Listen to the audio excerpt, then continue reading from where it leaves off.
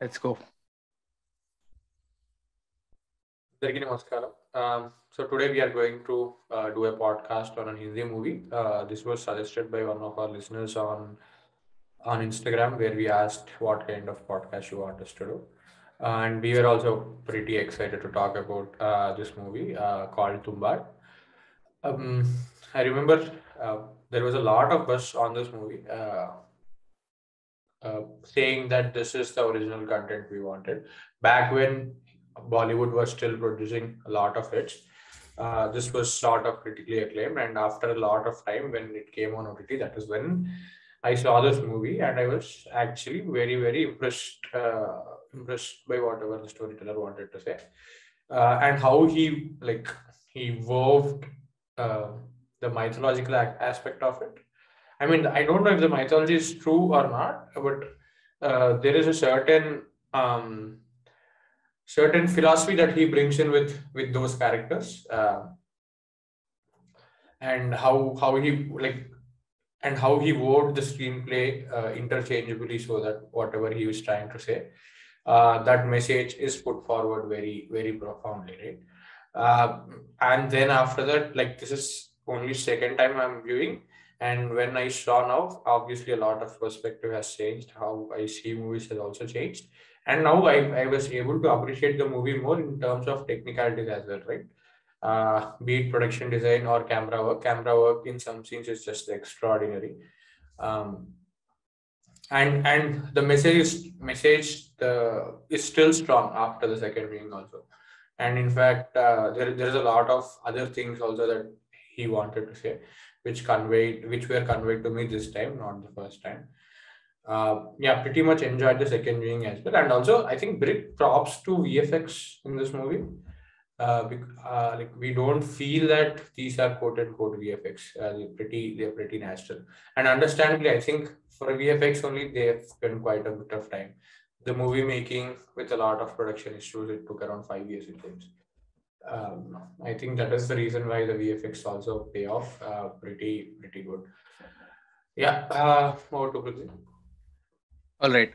Uh, pretty much a similar experience as far as how the film had a lot of buzz back in 2018 when it released in theaters, and eventually when it made its way to Amazon Prime Video, and I watched it in the OTT space, and I really remember getting psyched out after watching the film. I wasn't picking on any details which I picked in this viewing, and this is my only second viewing right now.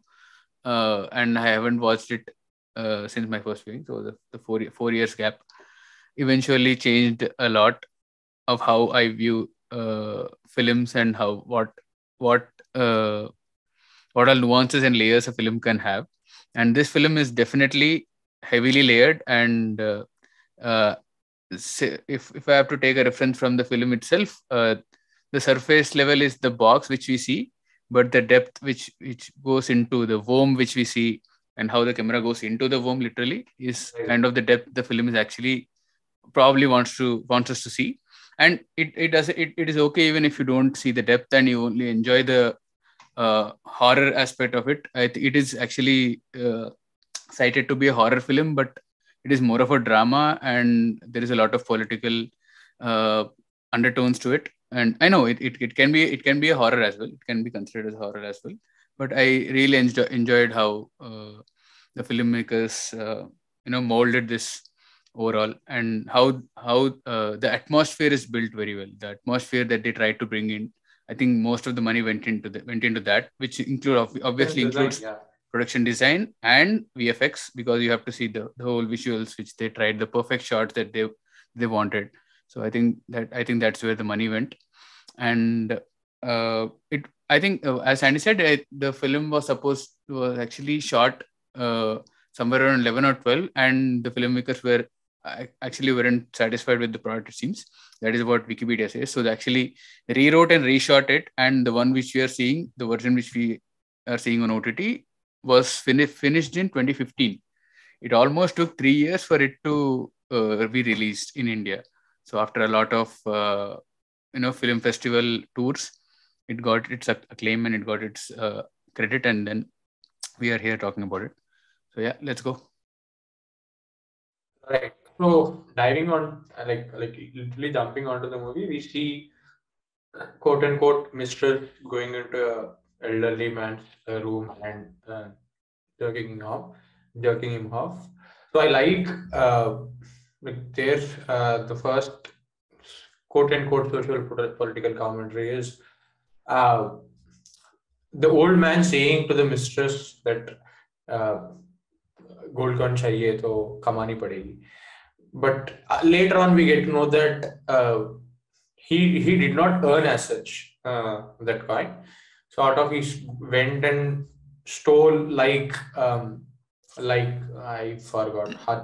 Vinayak Rao, No, no, no. Hastar. What is that? Hastar, like Hastar, who stole the gold from his mother, who was also greedy. Like all of these are disciples of like descendants of Hastar only, right? So that is why they keep on saying that on Tumbbad, yeah, the Barish. curse of Tumbbad is a boon for us, is what they keep saying. Because all of these are also greedy people, is what they are trying to say. And yeah, that sense of entitlement, right? The old man has stolen that gold. Like he has got out of thin air, but he still says to other people that you still have to do some significant work to earn it. And Yeah, while keeping her as mistress. yeah, That is the irony there. And this irony is again like it's also like this is paid off in the end where Vinayak Rao, when he's going to Tumbbad with his son, he keeps saying that the only thing you need to do is do some work for a while and then sit and eat anything. If that is the life you want, what will you do? And then the son says that that is the life everyone wants. Then Vinayak Rao says that that is what everyone think, but this is the actual hell. Like not doing any work is actual hell, is what he says.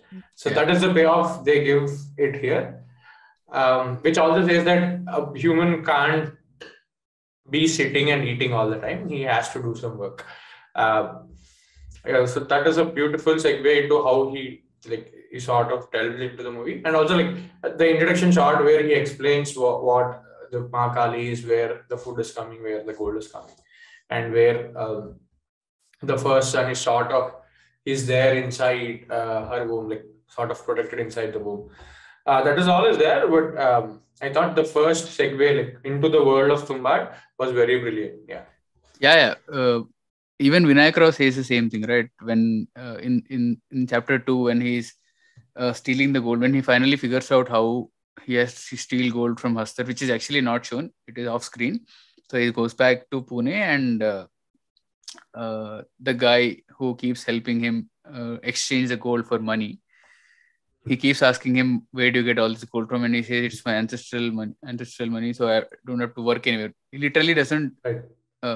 use that money to do any kind of investments or make any progress in his life. He just spends that money. He doesn't work. The only work he does is come back here and get more gold coins, because he's greedy. That's his only trait. He literally admits to that. He says, greed is my only trait. That's the only good quality I have. And by the time we get to the third chapter, he's all kind of old, middle aged, and that is when he realizes and says to his son that it takes a intelligent guy or a wise guy to know that this is a yes shrap hai, but it is not a blessing. So yeah, interesting. And also Yeah. very interesting how the mistress, if you observe the mistress, after she enters the palace, she takes off her footwear.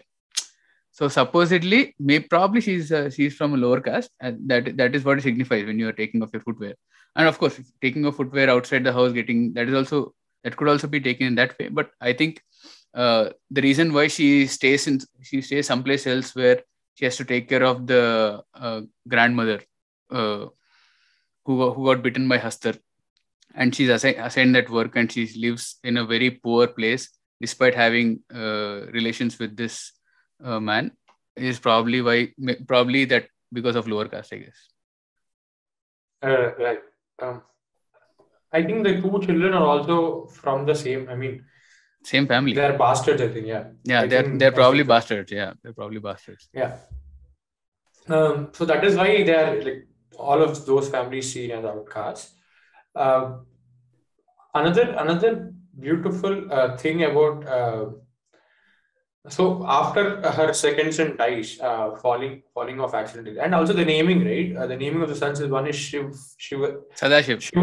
Sadashiv, and the second son's name is Vinayakara. Vinayak, like why I thought it is interesting, right? They make a clay doll, I mean a doll with wheat.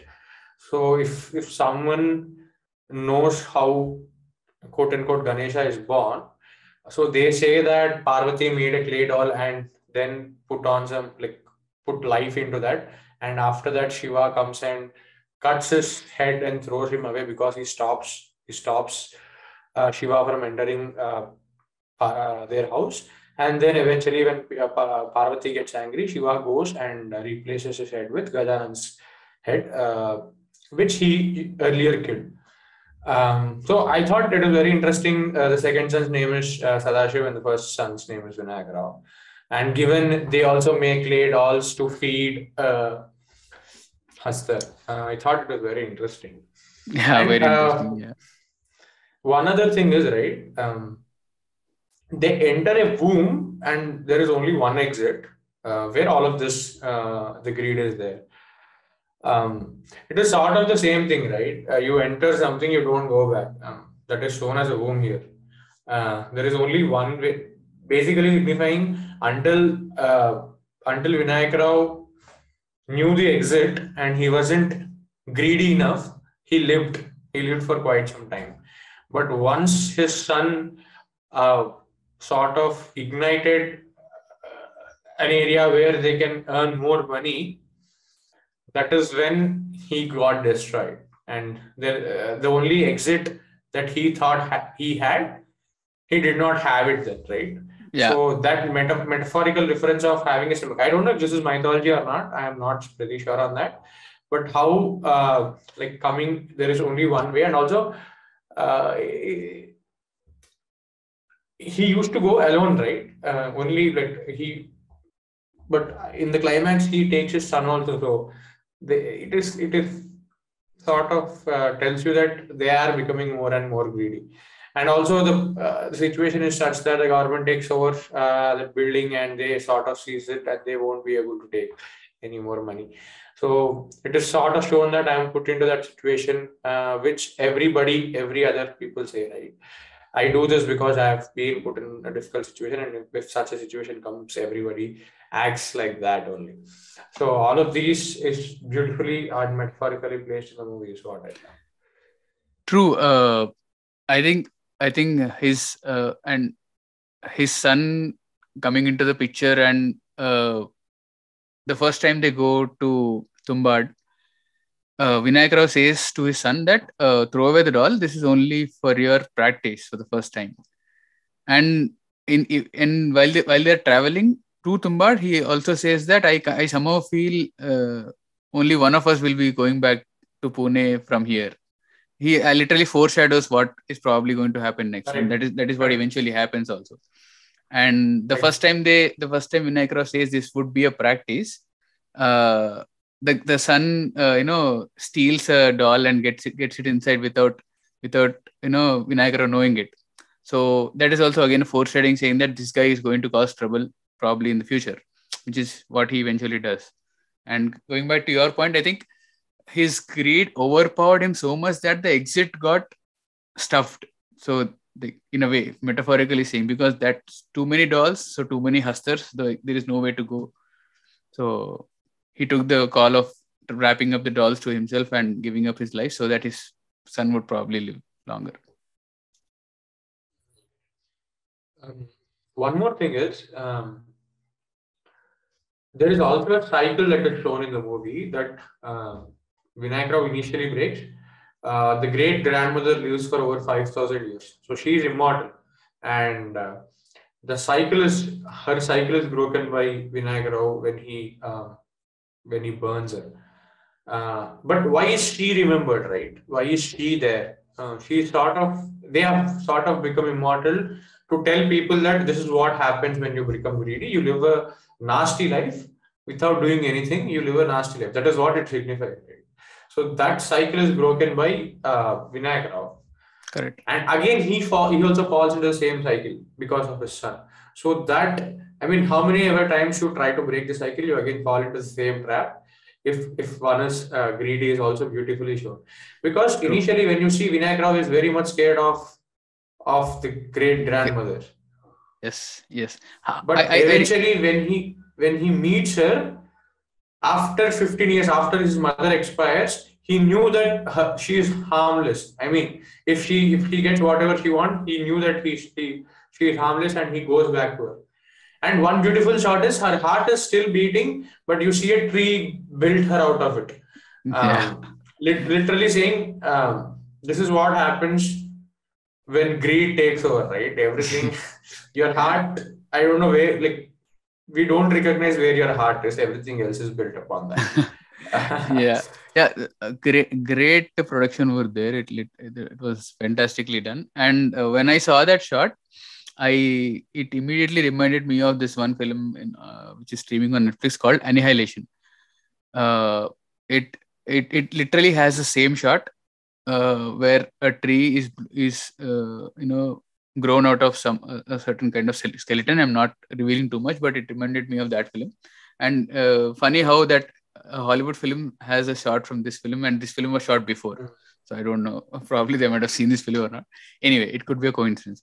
So that I also like how the build-up happens in chapter 1. So we keep getting proper information saying that who this particular grandmother is. If she wakes up, she might harm these guys. So the only thing they have to do daily is feed her.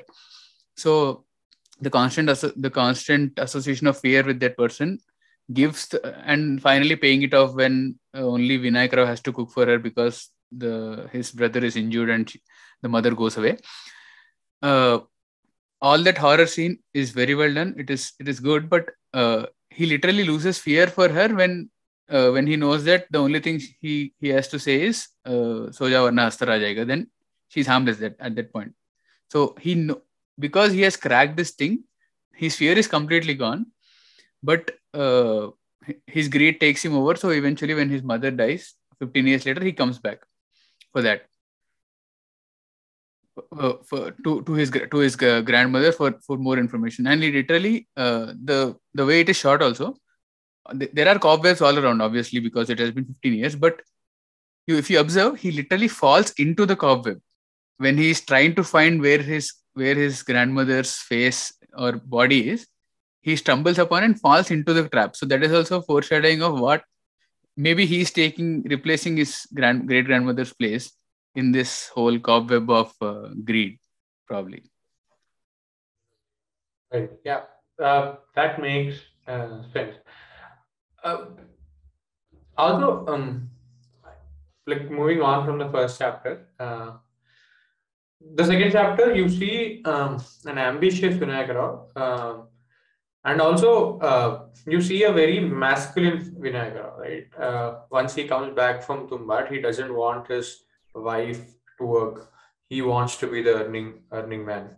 And that is again reflected in the third chapter where his son goes to say his mother that माँ घर संभालिए, हम लोग देख लेंगे बाहर का पैसा and all. And exactly. So we say this, right? How it passes, like without knowing how it passes from generation to generation. That is beautifully shown in this shot.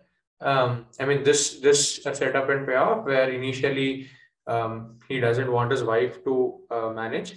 The same thing the son says, and Vinayak Rao has a mistress, and then his son goes to the mistress saying that I'll marry you, and gives her a coin, saying that maybe ये सब लेकर आऊंगा, सोना maybe लेके आऊंगा बाद में. So how all of this transcends, right? And for him in his brain, having a mistress is pretty common. And one thing you see is mistress is always in the above portion. Like initially she's in the attic.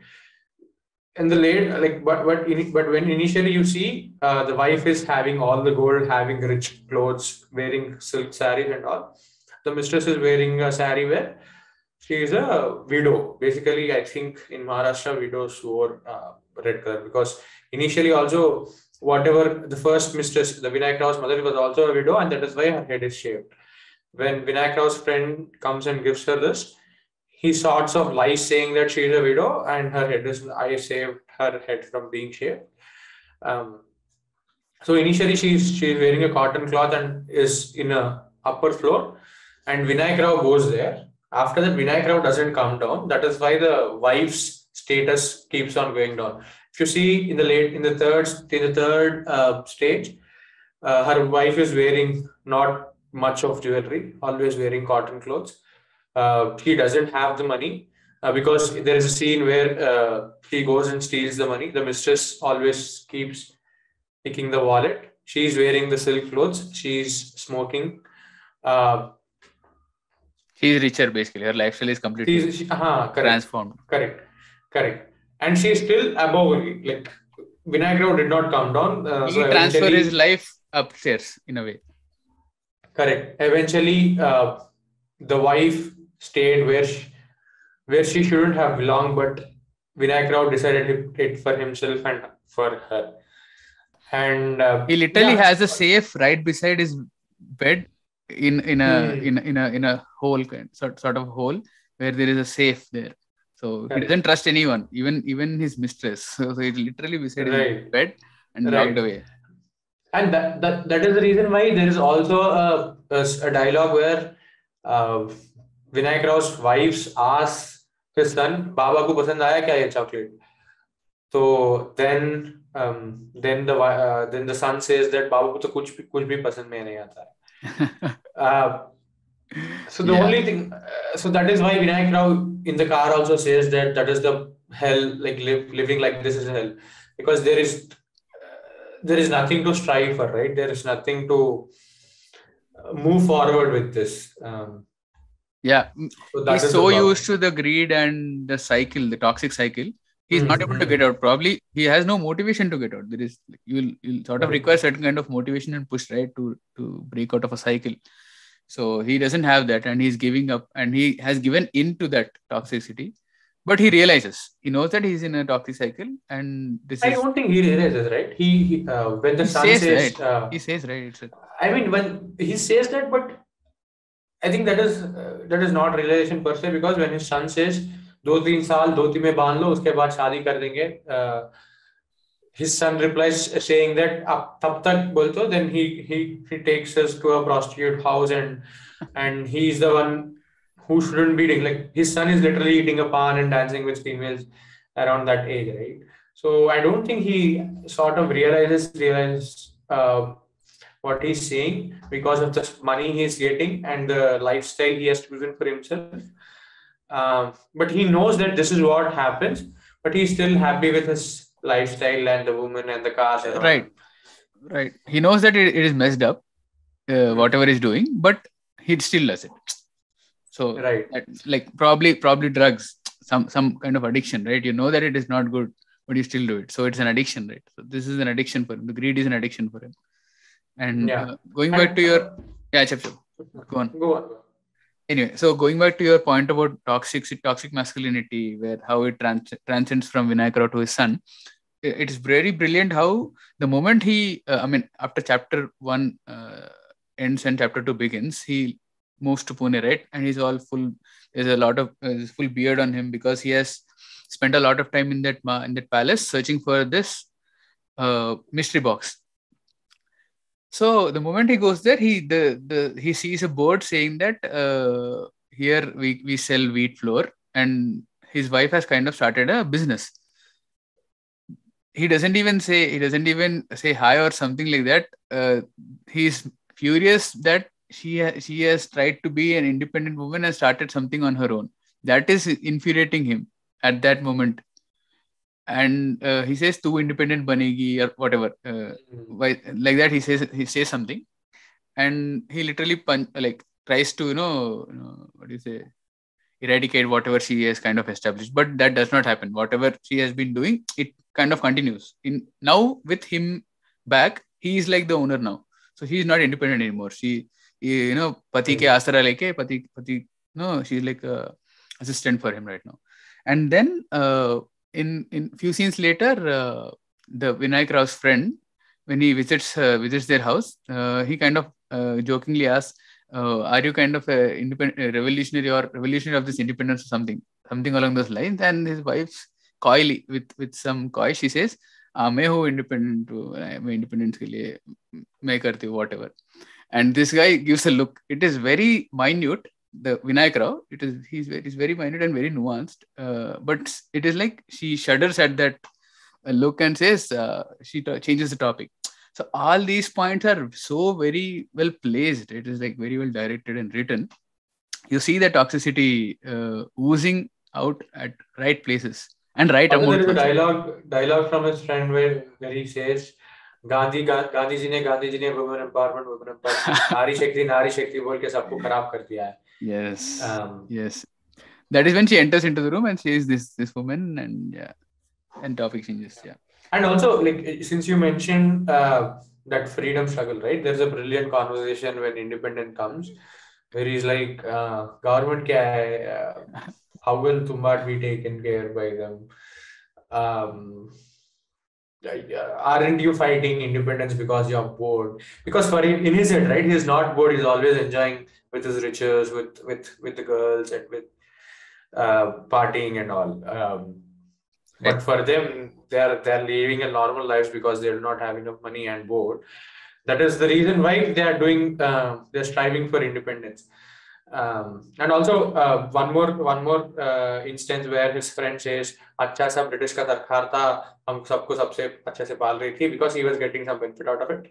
And these people want independence because of something.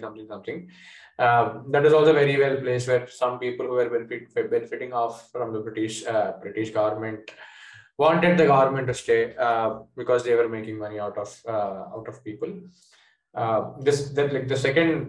The earlier thing, whatever I mentioned, that is brilliant altogether. That reflects the psychology of Vinayak Rao, right? He doesn't care about country.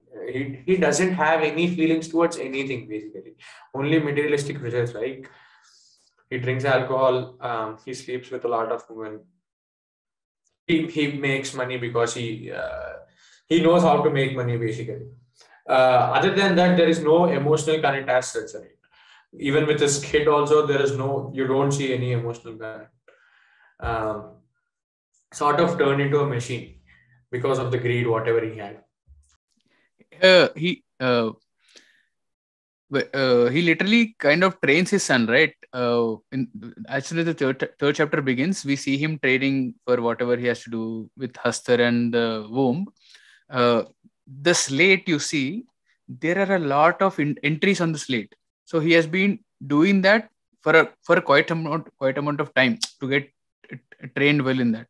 So he even like, of course, like father like son. So he trains him to become more and more greedy, and not necessarily trained. It sort of is in the genes only of Hastar, right?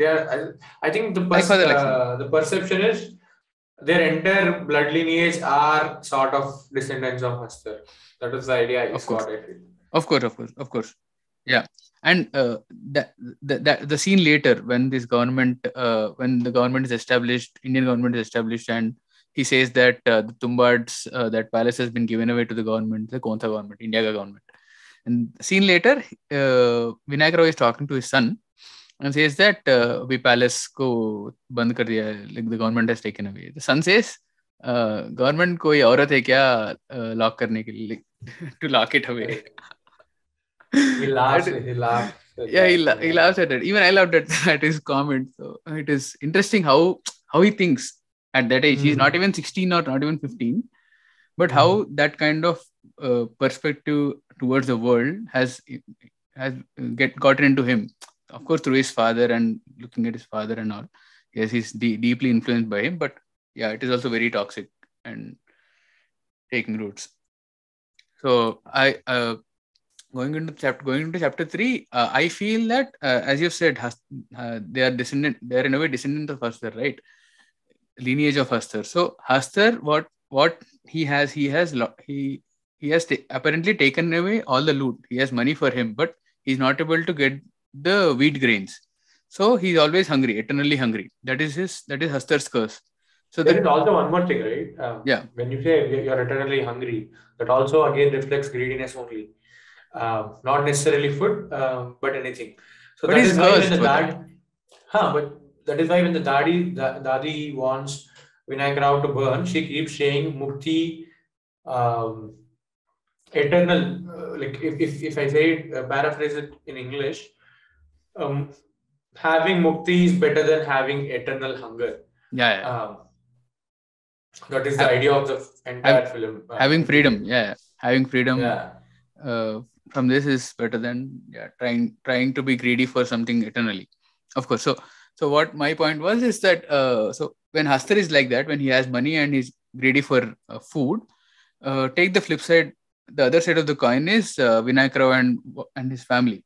They have wheat. They have wheat flour. They have unlimited, in a way, unlimited supply of wheat flour because they are into that business, right? So they have enough food. They have wheat for them, but they don't have money. So I think they are the other side of the coin where they are eternally in greed for money, but they have food. And Hasther is eternally in greed for the food, but he has money. So they have to have some kind of exchange to live.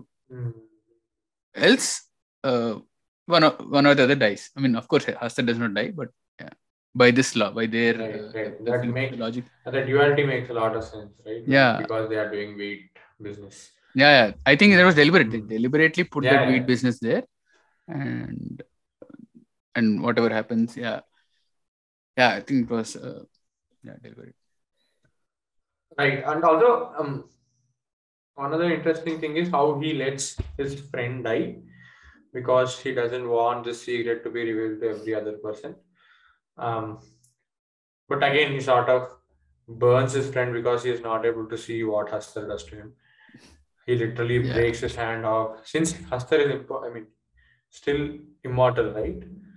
Like the friend is immortal. That is why they burn. I think that is also part of Hindu mythology. I think if you burn, not quite sure on that, but that is what I thought.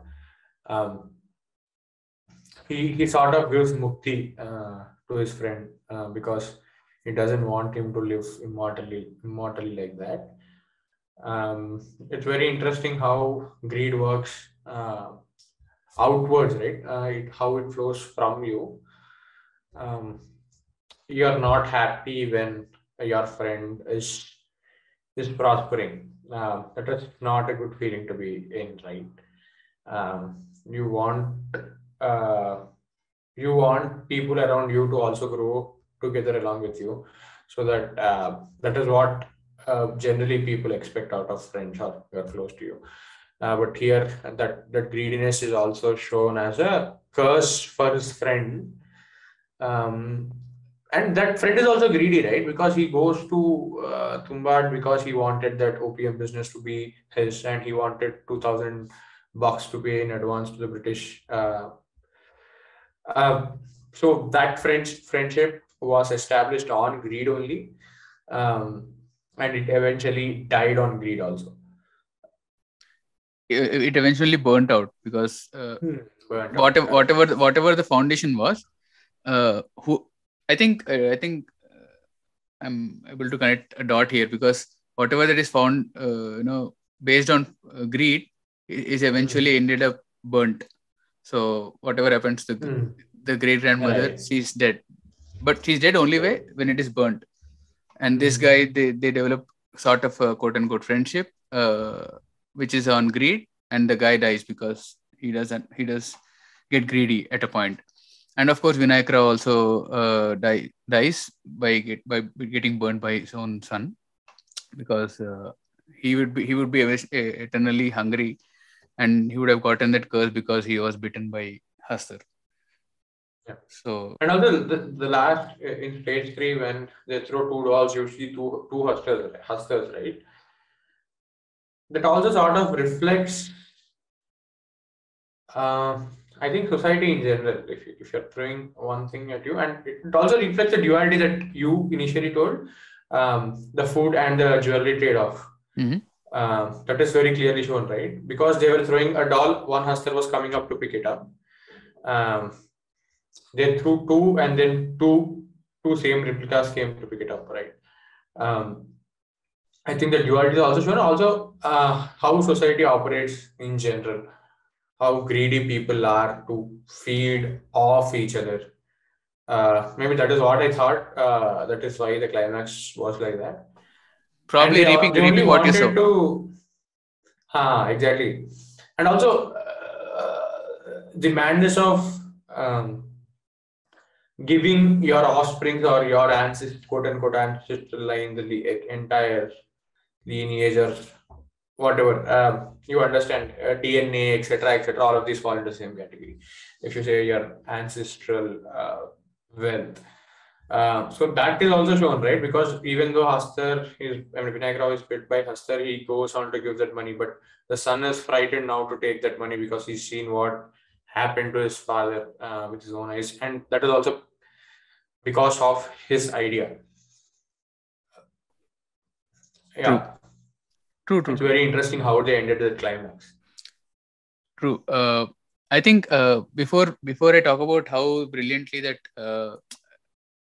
reap what you sow, kind of reap what you sow, is paid off in the climax. I really liked how they keep this whole womb thing as a secret uh, until the second act. That is essentially the chapter 2.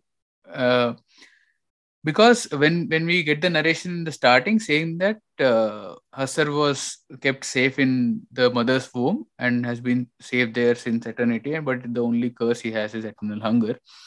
And whatever we see in chapter 1 and a bit in chapter 2, we think that Vinayak Rao is going to Tumbbad. He's opening that safe and getting gold from it, but we are never shown why he's getting only certain amount of money each time, and even one other time his leg is bitten by something, or he has a wound on Not his leg. bitten, wound, Wound, yeah. not bitten, yeah, of course. If he's bitten, yeah, he would get the curse. So not bitten, but yeah, a wound on his leg. So there is a mystery behind that, but still we keep getting uneven amount of he keeps getting uneven amount of gold every time he goes there. So the mystery was kept very well, and they took the literal translation of womb, like Hastar being safe in the mother's womb, and how they developed that box being a trap door into the womb, and then making the whole thing was very brilliant. That I think that's of course that's the USP of the film, the whole womb thing and whatever VFX gimmicks they did there, which is obviously well done. So I think that's a very brilliant USP, and the payoff that we get in third act when each doll represents one Hastar, and the moment we see a second Hastar, it's done. Like a very very well done payoff. So I think it was, yeah, brilliantly done. So yeah, and I think there is another payoff for this, the ending of the film. So starting of the film when Vinayak Rao is encountering his great grandmother for the first time, he is fully clad in the wheat flour, and after he becomes adult, he ends up burning her. Here, he does not realize his mistake. That's why he grows up and burns her later. Here, his son, though he's clad and fully drenched in wheat flour, he burns his father immediately because he realizes that this is full of shit and this greed. He should not get into this greed trapdoor. So he burns his father immediately. So that I liked. And one other final payoff is the film begins with the camera fully wide angle outside the door when the mistress, that is Vinayak Rao's mother, waiting to get inside. The film closes with when the camera is inside the palace, facing the door, and the kid closes the door, and it cuts to black. I think it's very nicely done. So that entry point and exit point, and like coming a full circle probably. So these are the things I liked of the film, and yeah, I think anything else to add? No, that was all from my side as well. Yeah, Uh, closing it out. you, I think one of the finest films made. Like in this time frame, especially from Bollywood. I think not only Bollywood, from India, I think this is one of the finest movies, given the subject they chose and given how nicely they have merged all of these. And also huge props to production design, VFX, and cinematography. And even I think music also, like the Tumbbad title song is very One of the like song it is by sets the Ajay mood. Atul. Yeah, it sets the mood very well. I think it is one of a kind, like taking mythology and taking a dark aspect of this thing and showing that in a good sense, like giving out a good message, so to say. It was very nice. I think one other TV show that doesn't necessarily give a good image, but a dark side of mythology is Asur in Wood. I really like that show. Um, yeah, it is nice, right? We have so much of literacy within the country where a lot of stories of this kind can be explored, and it is nice when people actually take it up as a challenge and do it and give good content out of it. True. We took Tumbbad as an example when we were talking about how there are not many films based on Indian mythologies or Indian epics or Indian itihasas, whatever you may call it, and there are not enough stuff how uh, adapted to films, and this is one such film. As Sandy called it, it is very unique because they take something that is very rooted and unique to Indian landscape and flip it around into something very mysterious. And the essence of the film is not to give out a message, but to entertain people. But the message is always there underlying. So that is one of the best ways of making films. So glad to see such films made. But yeah, we hope these guys make more films. Apparently, the guy who made this film has not made any film. I mean, like, he hasn't made any more films yet. And that's all from our side. That's it. Right. Okay. See you next Friday. All right. Yeah. See you guys next Friday.